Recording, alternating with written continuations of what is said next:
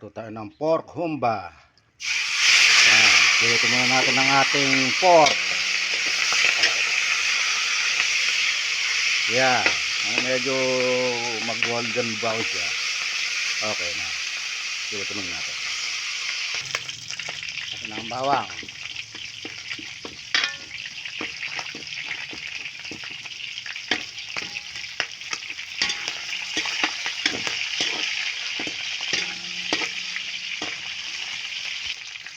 Ng sibuyas,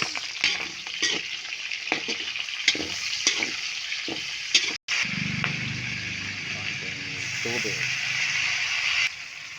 paminta, laurel,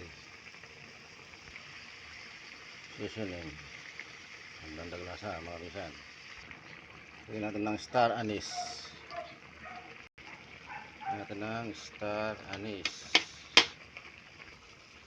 Lagyan natin ng vinegar. Lagyan natin ng asukal.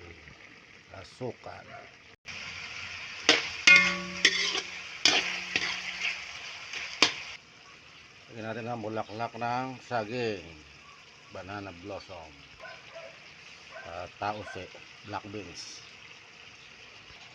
Yan, ito nating black humba. Ay, pork humba pala. Sorry. Pork humba. Yan po, lutong Pinoy. Lutong Nueva Ecija.